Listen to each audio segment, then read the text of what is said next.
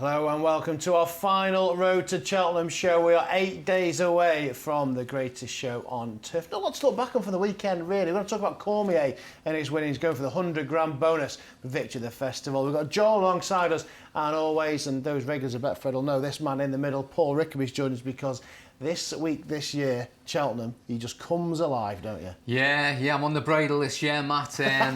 You know, I don't know when I'll be off the bridle, probably after the Supreme. But, you know, what a race it is, isn't it? This Supreme to start it this year. I'm excited by it. There's always a race every year that is the one that you don't expect. And this is, it's just quality.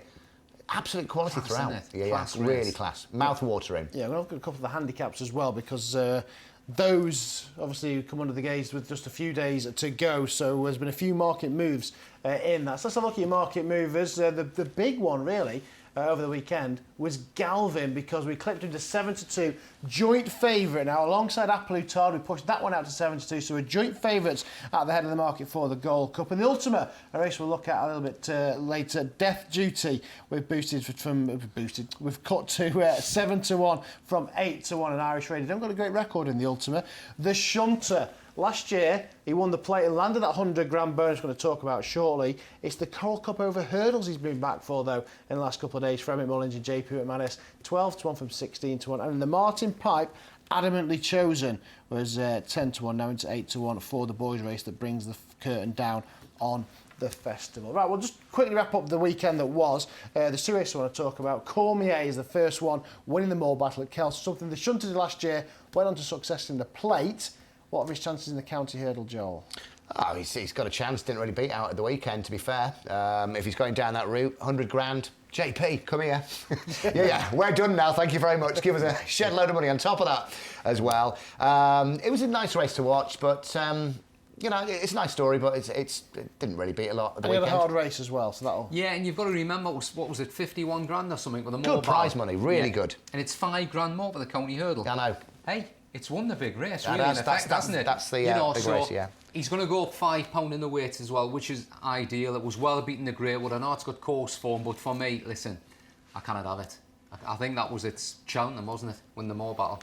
Yeah. Wouldn't beat for me, Matt. All right, then. So the other one was the Grimthorpe under supervision, won that. He wasn't the Ultima, but he's going to go for the Scottish National. He's not going to go to Cheltenham. But we'll have a little look at the Ultima, because we just saw that Death Duty there has been clipped from 8-1 into 7-1. He was won last year by Vintage Clouds. We'll hear from Ryan Mania shortly. He rode him last year. He beat a Kim Bailey horse, and he's got Does He Know in here. He won the Reynolstown. A novice in this. Alan King used to like a novice in this race, didn't he? Yeah, I mean, it's never a race I've really got a strong opinion of, because I always think it's too hard a race, really, to be honest with you. Everyone's got 2 stone in hand, if you speak to anybody. So it's about who's got 2.1. Yeah, I mean, it's a tough race. I think there's easier races than that. I mean, this Death Duty, what's it got the same rating in this country as that is Nailing? It's the only one, isn't it? The only horse. You've got to remember, listen, I've had 2 disappointments at Cheltenham, Joel. Well, I've probably had more. But 2. Two in all these, in 176 years? I think maybe 102. But 2 main disappointments. One of them, you'll remember, Denman getting beaten the Royal Son Alliance hurdle off Nicanor. Couldn't believe it. Nah. Thought it was a certainty, Denman. Absolutely certainty. Yeah, in Death Duty and the Albert Bartlett, I thought we'd run a blind that. And what happened? Fell in a hole, and I think it unseated at the end, didn't it, that race? But... is this Gordon, though? Didn't Gordon say it's the best handicapped horse he's got? Yeah, because it's not gone up, has it? He's just said that just to get journos off his back, though. Maybe. Really? Because you would just, wouldn't you? But it was impressive when it won, but it was a 3.5 mile when it won last time out. You know, it was very impressive, so maybe it's just come back to itself. Maybe. But does he know, Matt? Well handicapped, but has been winning mostly small fields. Yeah. That's the thing for me, if you're taking a short price. Is Cocoa Beach running? No idea where they're going to go at the minute. I mean, he's in the same ownership, isn't he? Yeah. Kickinstown, so they'll probably have a couple. They haven't got a great record at the Irish. No. I mean, I wrote straight away on this one, no Irish. I'm just sorry about that. No, but I think this is the one that we could, you know, at a proud Englishman, get started, you know, with a nice winner. Yeah, fingers crossed. Fingers crossed that Britain, of course, got the first 3 favourites of the festival as it stands right now. But one man who does know what it takes to win the Ultima is Ryan Mania. He won the race last year on Vintage Clouds, and he's not sure he's got a couple of options. It could be Empire Steel. However, he could renew acquaintances with last year's hero. I know what it takes to win that race. It takes a fair, tough horse. You know, it is a handicap, but it's very competitive, and that horse goes there with a great chance, obviously. But I feel like, you know, you maybe don't want to back the favourite in a race like that. You want to be looking down the weights a little bit. Frodon, if he stays in, that might change things regarding weights. There'll be a lot of horses in off 10 stone. So it changes the complex of the race a little bit. But yeah, what an exciting race to go. And I think Vintage Clouds goes again. This is his last season. They have come out and said it's his last season, so he'll have a crack at that, and then a crack at the Scottish National, I believe, all being well. So yeah, hopefully if Empire Steel doesn't go, I can get the leg back up in Vintage Clouds and have another crack at him.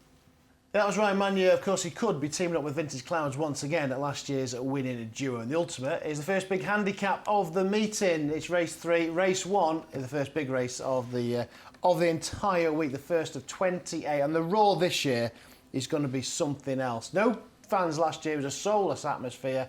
So we're going to make up for lost time. It'll be a huge Raw in Gloucestershire, the Supreme Novices Hurdle, which, guys, could be a race for the age. We've got 4 unbeaten hurdlers. In any normal year, there'll be people's bankers. They look very good so far. Now, they're all potentially going to clash this time around. It's one of the best races I've seen with the Supreme. I mean, I've mentioned it before, where you like your Shishkins and Altios. We could have another one of them type horses in this race. You've got unbeaten horses, you've got the Irish, you know. Listen, we've got to win some races, surely, this year, Joel, haven't we? This is going to be ours, I think we're going to do all right. Not as badly as last year. 23-5. Yeah. We've got the first 3 favourites this year. Yeah, let me kick on.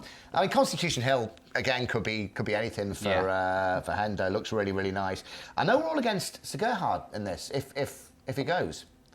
Yeah, I mean, for me, listen, it beat a couple of horses I really like in Ireland last time out. That 3 Straight Life, and I'm a massive fan of Colonel Mustard as well. You know, but it just didn't jump well, did it? No, just smashed him out of the way. You can't do that at Cheltenham. In a race of this quality, you can't do that.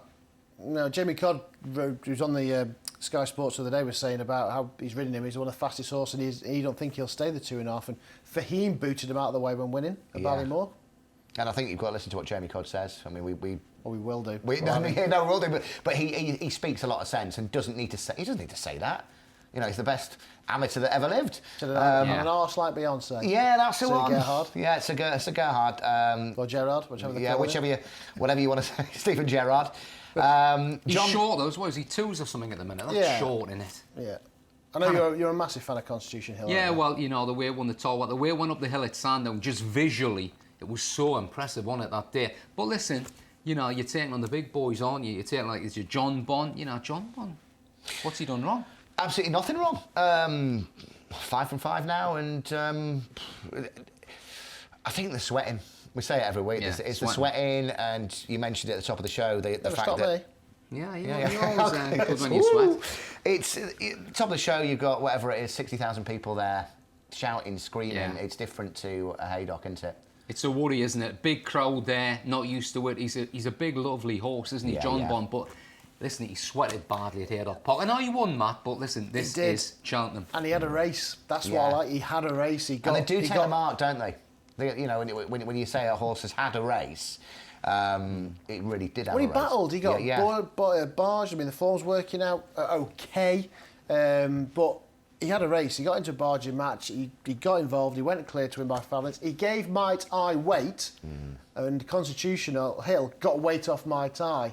So there's not a lot to choose between them.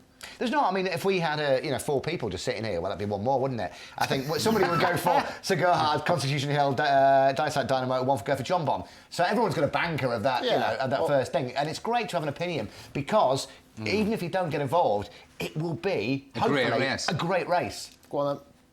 What are you going for? I'm going to have to go Dysite Dynamo. Paul? Constitution Hill. That's not, and I'm John Bond. So it's not bad. So there you go. Where's the other one? Where's Jamie Codd? Codfather. To be fair, though, it looks like Sir Gerhard and Dysite Dynamo will not go in the same race. You'd imagine William Owens will try and keep them apart. So that's the opener Supreme Novices Hurdle. Now we're going to talk about the Blue Ribbon, the Gold Cup. Paul wanted to talk about this because over the weekend here at Betfred we clipped Galvin into 7-2, pushed Aplutard out to the same price. They are 7-2 joint favourites. There was literally nothing to choose between the width of a cigarette paper over Christmas in the Savills Chase at Leopardstown, and there's literally nothing to choose between them in the market here at Betfred, Joel. Yeah, I'm an Aplutard fan. In Ireland, if Rachel could give that ride back or have it again, I think she would do. And I've never had a pop at Rachel. Davy Russell, though, is arguably the best jockey riding and has been for many, many years, and he loves the money. I think if he was coming late and fast, Apatow would have gone, whoa, and found a little bit. It was the grinding. And we've said before, I mean, what price would Apatow be if Done the running eight, it would have been 6-4, 7-4. Even if it held on. Yeah, even if that Haydock win was just outstanding. I've not seen anything like that. You know, and they were bad horses behind. They're good horses. No, it was. I mean, you've got to remember it's 1 over 2 mile, 2.5 mile. You know, it's. People talk about it not staying, and I know you've got to get that extra 2 furlongs, haven't you? Normally at Cheltenham up the hill, but for me, he's got a touch of class. Yeah, he's got a touch of class about him. Galvin, no doubt about it. He's a good horse. I know you like Galvin. Big fan of Galvin. You're a big fan, strong steer. But listen, he may just be too far behind. I think Apatow got an engine. In with Joel, it's very rare I would knock Rachel Blackmore. Sheila got off that day and thought, I made a mistake. I've made a mistake. She'll put her hands up and say that as well. Ground will be important. Yeah, but what's it going to be? That's what I mean. Well, if the ground's important, I'm there Tuesday, Wednesday. I'm taking my watering can. If it's not raining, I'm there. Bit of a bit on Roper Guy. Here we are. Yeah, he's got a chance. Oh, thanks for that. No, thanks. Not patronising at all. But Venetia said that she's got a couple of snotty noses in her. Yeah, it's a bit of a concern, isn't it? But right, Gold Cup pick. I've got to go Apatow. 100% Apatow. I'm playing devil's advocate and going Galvin. A big fan throughout the entire season. Won a national hunt chase. Strong stayer he will do for me. The vibes are pretty good from Gordon Elliott's at Yard. Right, Stayers Hurdle. We're going to hear from one of the trainers, the leading candidates, very shortly. What are you fancying the Stayers? I know it's not Champ. Paul? Well, it's tricky, the Stayers, I think. I mean, listen. That's where I passed it over. I'll let you go first. I absolutely agree. I was with Flooring Porter last year, so when you feel obliged maybe to back it again because it's done you a favour. He's quirky though, and it's quirky. Nasty form, very, very quirky, this Flooring Porter. But he can quicken from the front. It's quite unusual. He can blast away, and then it can come to him, and then he can go again. So I think he'll be able to beat Flooring Porter. Time Hill worries us a bit, There's been a lot of money in, and is Time Hill a better horse than Paisley Park? Because at one point, I thought it was. Yeah, I think he probably is. I mean, that French run was too bad to be true, wasn't it? You've just got to put a line through that. But I mean, apparently he doesn't take a lot of racing, so he's been kept specifically for this race, hasn't he, Matt? And he's a good horse. Yeah, he is. There's no doubt about it. Yeah, he missed this last year with Indy, didn't he? Won at Aintree. I mean, again, if it's a Betfred free bet, tenner each way, I'd go Time Hill for a bit of fun. But not got a massive, strong opinion. It's difficult, but I understand what you say about Flooring Porter as well. You mentioned the Paisley Park, the 2019 Stayers Hurdle hero. Let's hear from his trainer, Emma Lavelle, then, who's got just one word for Paisley Park's performances. Extraordinary is the word, and I think it's something that you just don't let yourself run to that and think, this could happen. I think it's something that how we feel at the time, knowing how we felt after the cleave, I can only imagine. But we, we'll go there all guns blazing and clearly have a word in Paisley's ear that if he could just start like any normal horse, that would just make all of our breathing better. And for Andrew, who's just had an operation on his heart, if he could just look after that a little, it would be great. But he's, if we can get him in the same, or keep him in the same order that he's in at the moment, and he arrives, as well as we can have him, he has to go there with a chance. And the thought of getting that crown back again, magical. Yeah, it'll be an amazing story, won't it, Paisley? I'll cry. Well, that's the sport, though, isn't it? I mean, no matter if you back it, I'm not backing it 6-1 or whatever. I mean, it's the sport. It was 33s a couple of weeks ago. I mean, but it's one of those ones. And Andrew Gemmell, who it's the way he runs, isn't it? It's the way. Yeah, it's just the perfect story. Andrew Gemmell's had his heart done. I mean, to be fair, you won't be watching that, but it'd be a beautiful story. Well, yeah, it's just a big Bucks mould, isn't it? Yeah, right. Yeah. Pick for the Stayers. Time Hill. Flooring Porter. We've not mentioned Champ. I'm in the Champ camp. I think he can bounce back from that cleave. Chomp. Hurdle to defeat Chomp camp. Right, let's have a quick look at some of the handicaps then, because now we're kind of getting to the nitty-gritty. There are still multiple entries, but you quite like one in the Martin Pipe.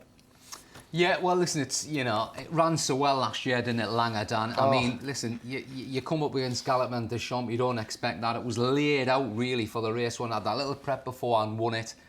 It had a run at Taunton just recently. It ran poorly, but listen. I mean, when you say it ran poorly, I mean...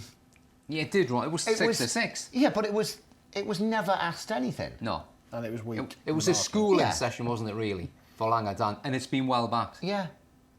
I mean, so you fancy it, Joel? Oh, no, I really do. I mean, you'll see me workings, and we didn't even speak before we came in there. Langadan, that gambled in 2021, 13-2, beaten by Galvin Deschamps, which is a fairly decent horse. So we don't mind doing our dough last year on that one. Miles clear the rest as well. I mean, he just bumped into one, didn't he? You just feel like he wants to win the race, doesn't he, Dan Skelton? Because he felt like, you know, last year was the year I was going to do it. He's in the Imperial Cup this weekend as well. Be interesting if they go the same route. Well, I'm not so sure they will. Because it's two fairly quick races before that. Yeah, but I just think they might just save it for it. But listen, what is it, 92 at the minute, as we speak? Yeah. I think it's probably going to be the one for me. There's been money for adamantly chosen as well. 8s from 10s, Willie Mullins. He's the one that scuppered the party last year. Yeah, I mean, you know, that's had a couple of bits and bobs of decent form. But if I had to have a bet in the race now, it would be Langadan. I'm sure Gordon Elliott throw something at it. He always likes to win the Martin Pipe, doesn't he? Yeah, I would say Langadan as well. I think just from the Skelton's point of view that they want to win it, and they'll be a little bit peed off that it didn't happen last year. Yeah. So to prove that I'm really good, I can do it this time. Yeah. There's a lot of talk in the Fred Winter as well, the juvenile handicap hurdle, Gaelic Warrior. We're not seeing him yet. He's a short price favourite, but they think he's absolutely chucked in ahead of his mark. Yeah, it's one of them, we don't want to run you before the race routines, isn't it? I mean, you look at its form run, a few names in Autoy, got beat every time, but a good mainly. What's the handicap, mate? Is it 1-2-1 or something? 1-2-9, I think. Yeah. It's something ridiculous, isn't it? He's reckoning he's a 140. Yeah, I know, that's what I mean, it's ridiculous. So, I mean, he might be so well in, but he's been heavily back. I mean, my best friend told me about this ages ago, and he took 8-1, he missed the 16s for this Gaelic Warrior. He says, I've heard a good word for this. I didn't listen to him, he talks a load of rubbish half the time. But, you know, I'm looking at it myself and thinking, this is the one, isn't it? Richie says he's got a good in here. Yeah. One of these, but 5-2, bit skinny. Well, you want to see it first, wouldn't you?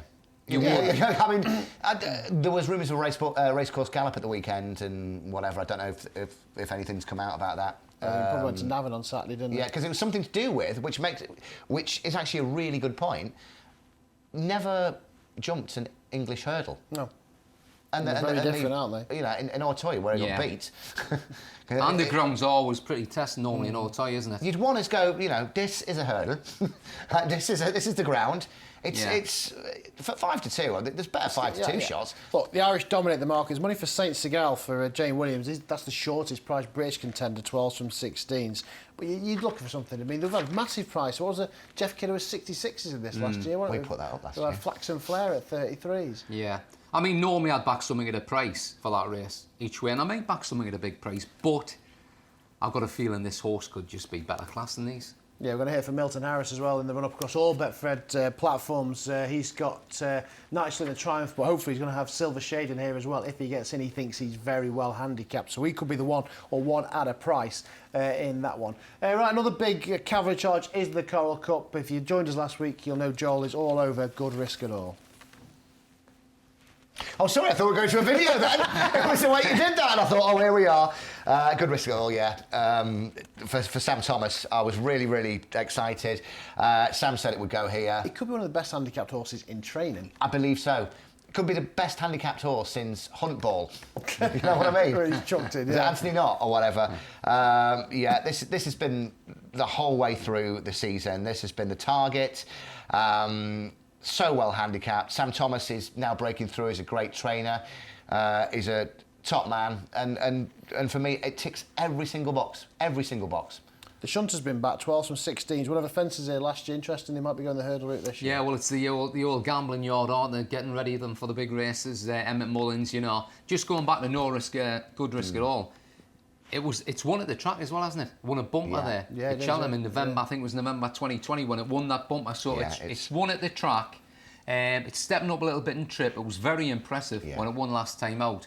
You know, and I cannot see it being out of the frame. I think it's one of them horses that if you get 7 or 8 or 1 for, which you're probably going to get on of course, in a minute, it's an each way better than nothing for me. Yeah, and no doubt there's going to be 10 places or something on the day. Can't be out the frame. Right, that's the handicaps then. One race we're going to look at before we do say cheerio is the bumper. Everyone's tipping up as Facile Vega versus American Mike. Which camp would you be on? Or is there any British one you'd like? No, I really like in the champion bumper, I really like that Joao Machan. I'm sorry for mangling that. It was the only horse who could get close to Facile Vega. And I think it was 50 to 1. I think it's still like 25, 33 to 1 or something like that. And then we put it up running in Ireland the second time and bolted up and found trouble in running. It's really powerful. If you like Facile Vega at 8 to 11 or whatever it is, you've got to have a little bit of this at 25, yeah, 33. you're looking at each way, aren't you? Kind of back Facile Vega. One of them's going to flop, you know that. Yeah. You know, it'd be so nice to see American Mike finish second or go first, but one of them's got to flop, if not both of them. Yeah, I'd be against Facile Vega. Of the two, I would like American Mike at the prices. I know Jamie come very What sweet. about Redemption Day, Matt? On in Redemption Day, another one for Willie Mullins as well. Very impressive Redemption Day. It's done and nothing wrong. Look at the charity bets, because I actually put one in the bumper at a big price with charity bet, and so have you, Joel. I know you just mentioned it, so let's have a look at the charity bets for this week. You're going to go on the horse you just mentioned, Joao Machan. Yeah, Joao Machan. Yeah, I'll go with that. 33, thank you very much. 50 quid each way on that for Jack Berryhouse, our nominated charity. Do you know what? It might not do anything, but instead of taking 8 to 11 about a horse that was only a few lengths behind, and it's come out and won since, and the horse that was in second behind Facile Vega last time got turned over. Another one of Paul Nolan's as well. Yeah. The Sander, Well, it's only half a length or whatever. Sander Clegane or whatever. Yeah, but it wasn't the hottest of races I no. ran, so I mean, you know, there's a lot of. I looked at that Joao Machan actually in the race, and I thought it's a big price each way. For a while. I looked at that each way. It's a massive price, and you know what you're going to get. What's going to be the place terms, Matt? Come next week for that race. Well, we're 4 places on this anti-post now, so you're getting 4 places So with us now anti-post. No, So 33s, anyways, I've gone for one the same race. I've gone for Rosie Redrum, but I do like American Mike, but I think she's massively overpriced. She was second at Newby last time out. It's the ground that she made up from the home turn, though. She gets £17 as well. £17 she gets off the rest of them, so I think she's going to be let loose. And Milton Harris says she's like a 6-year-old chaser. She's not going to be this small little mare who gets bumped around. She can hold her own, so I think she's 4 places 25 to 1. I think she's huge. So we've added them to our charity bet portfolios, so we'll get Paul to decide who he thinks has got the best portfolio. We'll go with mine first. Here we are. I've got Champ, Galvin, Martello, Sky, Mattia, Poo, each way, Mount Ida in the mares chase. I've just added Rosie Redrum. So that's my portfolio, and do you know what? I'm blooming happy with that. Let's have a look at Joel's. He's got Epitant, each way Melon is much shorter now. His best bet is Vauban, we'll come to those shortly. He's got Hillcrest and the Albert Bartlett, Good Risk It All, each way bet to nothing as he says. And Joao Machan he's added to at 33 to 1. And hopefully we're going to raise plenty of money. I'm happy with that. For Jack Berryhouse. I'm happier with Jaws. I'm happier with Jaws, shut Matt. up, Sorry, Epitant each way. Yeah. Melon, I think Melon is a good each way bet. I think he'll come second to the favourite. Those bets I really do. are a count closer. Melon, when Melon comes in second, Hillcrest comes in second. You having a little each way lucky 63? I've already on. Oh yeah? Yeah. He's already on. Oh. Right, coming up this weekend then we have got the Imperial Cup at Sandown. It'll be the last point because something else, I think there's a bonus still up. Maybe Langdon will go for it, but something will try and win that bonus one at the weekend at Sandown and then go on to the county hurdle or something. Right, let's get our naps, our each way fancies and our lays of the festival. This is the final road to Cheltenham before the tapes rise for the Supreme in 8 days' time. Joel, your best bet of the meeting, please. Well, do you know what? I haven't put it up as a charity bet, but Edwardstone for me. In the Arkle? In the Arkle. For me, Edwardstone. I love that horse. Solid, isn't Solid as a rock. Yeah, he's good. He was a good horse, wasn't he? Yeah, I like him a lot, Edwardstone. At Pluton, I think he'll win the Gold Cup. Simple as that, man. I know you're a Galvin fan, and you probably have a reverse focus on the race, but hey, I'm what Pluton. Yeah. I'm going to go with Galvin. I say I've been with him from the start. I've not hidden. I've been on about it since November, so I'm definitely sticking with Galvin for my best bet of the festival. Something at a price, Joel, each way? No, I'm sorry to keep going on about it. If you watch this show every week, I'm sorry, but it's the melon, the big melon. What are we on at? 25s, a bit of slice of the Ryanair pie. Absolutely. Okay. I will be backing Melon each way. I will be backing it because I think he'll be there or thereabouts. But I'm going to go for Colonel Mustard. Horse, I just love Colonel Mustard. If it goes for Cluedo, don't you? yeah, I love Cluedo. You were Professor Plum, weren't you? But yeah, I think I've said that before. But Colonel Mustard, yeah, Colonel Mustard for me is a horse. He's got 4 entries. I'm praying it doesn't go on the Supreme. I'm praying it doesn't go on the Ballymore. I'm praying it doesn't go on the. So it's got 17 different entries. I want it for the Coral Cup at about 20 to 1 each way. Colonel Mustard. Well, then I'm going for Martello Sky in the mare's sale. I've been banging on about her as well. I think she's overpriced. If she was Irish or she's trained by one of the leading stables, I think she'd be much, much sure. She's done nothing wrong. She's a 2-time course winner over the distance as well. Martello Sky, 12 to 1 in the mares each way. She will do for me. What gets beat, Joel? Pied Piper. In the Triumph? Yeah. Won't that take her with him at Trials Day? You've asked me what's going to get beat. I can give you. Do you know what? I know you're I a can big put up baller. I Write because I Write's going for the Gold Cup. And like we've said, if I Write starts now, it'll still finish second last to Santini, right? Let's be honest about it. You told a shorter price. Who's going to get beat? Pied Piper will get beat. I know you're a big fan of Vauban. Paul? Yeah, I think I wouldn't take 2 to 1 for Sir Gerhard in the Supreme. If it runs in the Supreme, I'll be shocked if it wins. And it'll be a bad start for me. If he goes in the Ballymore, he's going about 11 to 10. Yeah. Yeah, well, listen, can it run in the Supreme, surely? Sir Gerhard, 2 mile, fast run race, not a great jumper. No, can't have it. Did Jamie Coddy say it was the fastest horse he'd been on? He says he's one of the quickest he's been on. Yeah, he didn't think he'd stay the trip in the Ballymore. It's not looking good, is it? It's not looking great. And he's also got 14 different entries. A Sedgefield, Hexham, Wolverhampton, and Auteuil. He's got an arse like Beyonce. Hey! He also said. I'm going to take on Facile Vega. I think it's far too short. I know he's been impressive, but we saw what Kilcrew did last year. It is too short. And he got beat too here. short. And there's a lot of depth, I think, in this year's bumper. So, yeah, I'm going to be against Facile Vega in the bumper. Right, thanks to the guys for joining. Thanks to Joel throughout the entire road to Cheltenham. So I've got to thank you as well. Cheers, getting up on a Monday. I've never seen you on a Monday before. What's happening? It's Cheltenham, isn't it? It must be. It must be Cheltenham round the corner. We cannot wait. We're just a few days away now from the greatest show on turf. We're number to no bet on all 28 races here at Betfred. Thanks to Joel. Thanks to Paul. Whatever you're back Matt, you promised you wouldn't do that greatest show on turf anymore. Didn't you have a new one? The official one is 4 days of extraordinary. What would you prefer? Greatest show on turf. It's Cheltenham around the corner. Whatever you're back in, the very best of luck.